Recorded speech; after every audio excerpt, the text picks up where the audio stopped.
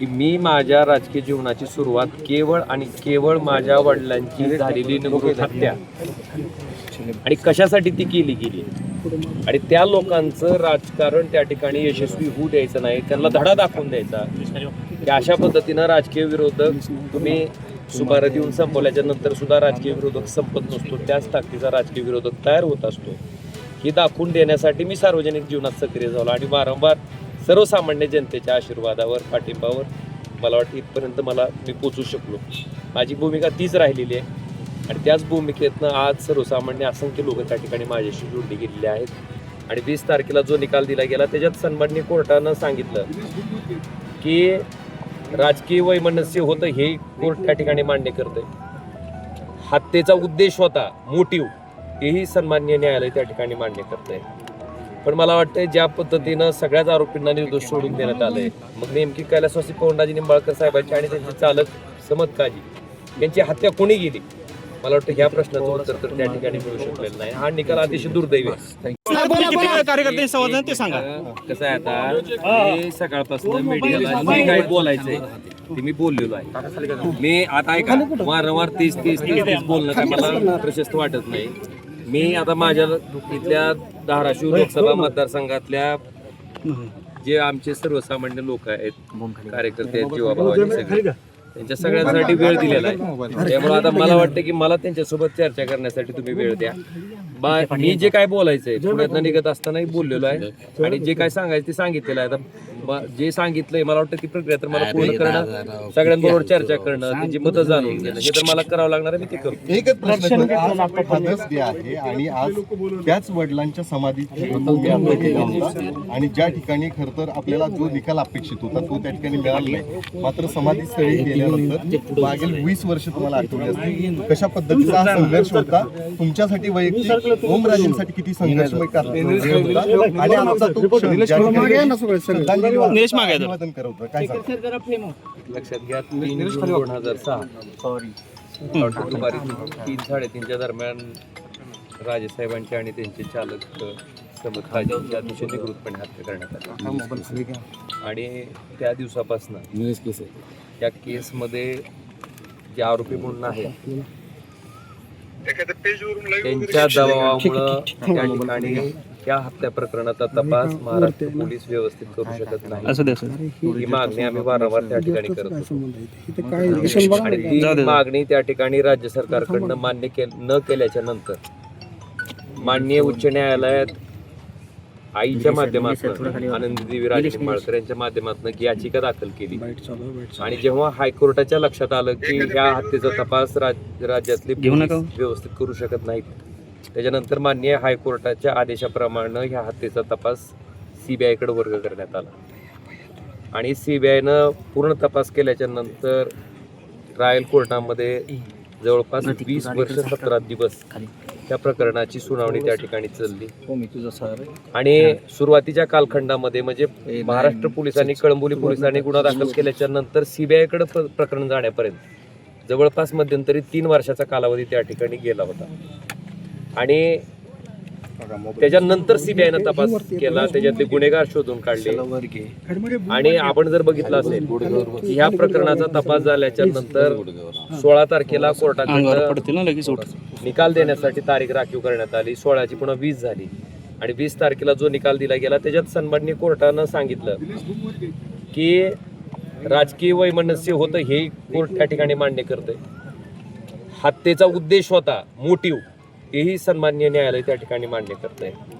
पण मला वाटतंय ज्या पद्धतीनं सगळ्याच आरोपींना निर्दोष सोडून देण्यात आलंय, मग नेमकी कैलासवासी पवनराजे निंबाळकर साहेबांची आणि त्यांचे चालक समत काजी यांची हत्या कोणी केली, मला वाटतं ह्या प्रश्नाचं उत्तर तर त्या ठिकाणी मिळू शकलेलं नाही. हा निकाल अतिशय दुर्दैवी आहे आणि त्या ठिकाणी महाराष्ट्र पोलिसांचा तपास जर त्या ठिकाणी बेस धरण्यात आला की जो तिने केलाच नाही, मला वाटतंय त्याच्याच अनुषंगानं या प्रकरणात माननीय या निर्णयाच्या विरोधात उच्च न्यायालयात जायचा निर्णय CBIनं त्या ठिकाणी घेतलेला आहे. उच्च न्यायालय तशा पद्धतीचं या निर्णयाच्या विरोधात अपील दाखल करेल आणि अपेक्षा इतकीच आहे की त्या ठिकाणी हायकोर्टाच्या माध्यमातून निर्णयामध्ये ज्या त्रुटी त्या ठिकाणी आहेत त्या त्रुटीची पूर्तता होऊन मला वाटतं ज्या निकालासाठी आमचं कुटुंब मागची 20 वर्षापासून वाट बघते, मला वाटते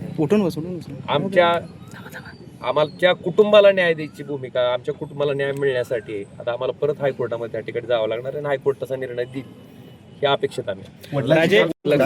त्या भावना मी तुम्हाला शब्दात नाही सांगू शकत. कसं आहे, रोज आम्ही ते कारण स्वतःचा कुटुंबातला प्रमुख नसल्याच्या नंतर त्याच्या काही यातना असतात, त्याच्या काही वेदना असतात, त्या मागचे अनेक वर्ष आम्ही भोगलेले आहेत. आणि त्याच्याच माध्यमातून खरं बघायला गेलं, मी वारंवार सांगतो की मी माझ्या राजकीय जीवनाची सुरुवात केवळ आणि केवळ माझ्या वडिलांची झालेली निर्घृण हत्या आणि कशासाठी ती केली गेली आणि त्या लोकांचं राजकारण त्या ठिकाणी यशस्वी होऊ द्यायचं नाही, त्यांना धडा दाखवून द्यायचा की अशा पद्धतीनं राजकीय विरोधक तुम्ही सुमारे देऊन संपवल्याच्या नंतर सुद्धा राजकीय विरोधक संपत नसतो, त्याच ताकदीचा राजकीय विरोधक तयार होत असतो हे दाखवून देण्यासाठी मी सार्वजनिक जीवनात सक्रिय झालो आणि वारंवार सर्वसामान्य जनतेच्या आशीर्वादावर, पाठिंबावर मला वाटतं इथपर्यंत मी पोचू शकलो. माझी भूमिका तीच राहिलेली आहे आणि त्याच भूमिकेतनं आज सर्वसामान्य असंख्य लोक त्या ठिकाणी माझ्याशी जोडली गेलेली आहेत.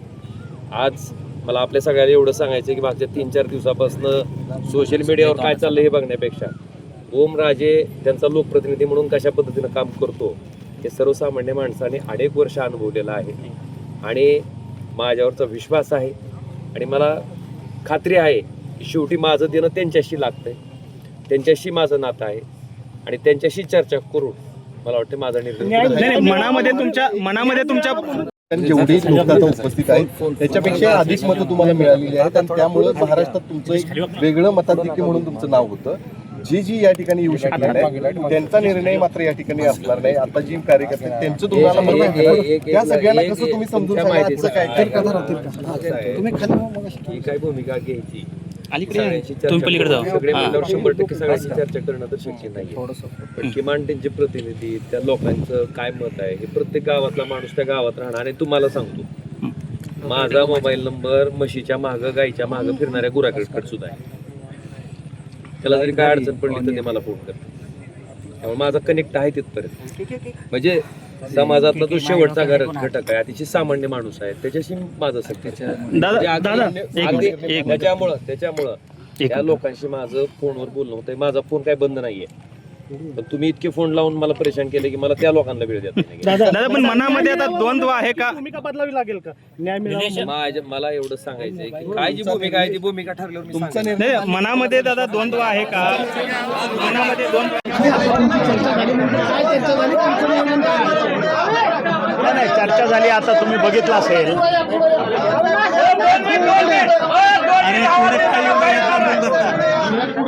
की घोषणा अधिकृत केलेली आहे. एनडीए सरकारमध्ये सामील व्हायचा निर्णय हा घेतलेला आहे आणि त्याचं मुख्य कारण जे आहे ते विकास. कारण देशामध्ये 3 नंबर मागासलेला जिल्हा म्हणून आपल्या जिल्ह्याचं मागासलेपण आहे आणि ती खंत कुठंतरी ओमराजेंच्या मनामध्ये होती आणि त्याला कुठंतरी छेद देण्याचं काम आज त्यांनी आपला निर्णय घेऊन जाहीर केला आहे. आज माननीय आमचे पक्षप्रमुख एकनाथजीबाई शिंदे, आमचे दुसरे नेते श्रीकांतजी शिंदे यांच्या नेतृत्वावरती विश्वास ठेवून आज खऱ्या अर्थानं हे मिशन टायगर त्याला फुलस्टॉप मिळालेला आहे आणि ते ओमराजेंच्या माध्यमातून आज देण्याचं काम, ते भाग्य आज आम्हाला मिळालेलं आहे.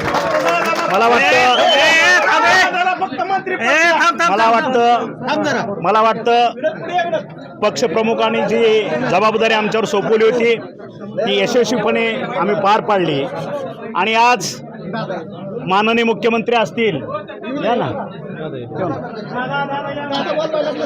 माननीय मुख्यमंत्री असतील, उपमुख्यमंत्री असतील, आमच्या युतीतील सर्व घटक पक्ष असतील, ह्यांनी आमच्या ओमराजेंना शब्द दिलेला आहे की कुठल्याही परिस्थितीमध्ये धाराशिव जिल्ह्याचा मागच्या 7 वर्षामध्ये विकासाचा जो बॅकलॉग आहे तो आम्ही भरून काढल्याशिवाय स्वस्थ बसणार नाही. हा शब्द आज ओमराजेंना दिलेला आहे आणि त्याची प्रचिती आज ओमराजेंनी ज्या पद्धतीनं निर्णय घेतलेला आहे, हा निर्णय ओमराजेंनी स्वतःच्या स्वार्थासाठी घेतलेला नाही. कारण तळागाळात राहून कार्यकर्त्यामध्ये फिरणारा सर्वसामान्यांचा अश्रू पुसणारा हा ओमराजे आहे. आणि मग त्याची जी तळमळ होती, त्यांची जी तडफड होती की गेले 7 वर्ष जनतेनं मला एवढ्या मोठ्या मताधिक्यानं निवडून दिलं, पण जनतेसाठी मोठमोठे जे काय प्रोजेक्ट असतात केंद्राचे ते आपल्याला येऊ शकलो नाही. त्याचं कारण एकच होतं की ते विरोधी पक्षात होते. आणि म्हणून आज सगळ्या नेत्यांनी, मग माननीय आमचे गृहमंत्री असतील देशाचे, आमचे मुख्यमंत्री देवेंद्रजी फडणवीस असतील, आमचे पक्षप्रमुख एकनाथजीभाई शिंदे असतील, ह्यांनी त्यांना पूर्ण वचन दिलेलं आहे कसल्याही परिस्थितीमध्ये तुमचा 7 वर्ष जे काय काळ विरोधी पक्षात गेलेला आहे तो बॅकलॉग कसल्याही परिस्थितीमध्ये आम्ही तुम्हाला भरून काढू, शिवाय त्याच्यापेक्षा जास्त धाराशिव जिल्ह्यासाठी करू की जेणेकरून या ठिकाणी कुठलीही बेरोजगारी राहता कामा नये, हे शब्द दिला. त्याच्यामुळं आज दादांनी सर्व कार्यकर्त्यांची मनं जिंकली, सर्व कार्यकर्त्याबरोबर चर्चा केली आणि एक मतानं निर्णय घेण्यात आला की कसल्याही परिस्थितीमध्ये गोरगरिबांच्या अश्रू पुसण्यासाठी आपल्याला एनडीएला पाठिंबा देणं गरजेचं आहे. आणि आज 6 खासदारांनी एनडीएला पाठिंबा दिलेला आहे, ते शिवसेनेत सामील झालेले आहेत.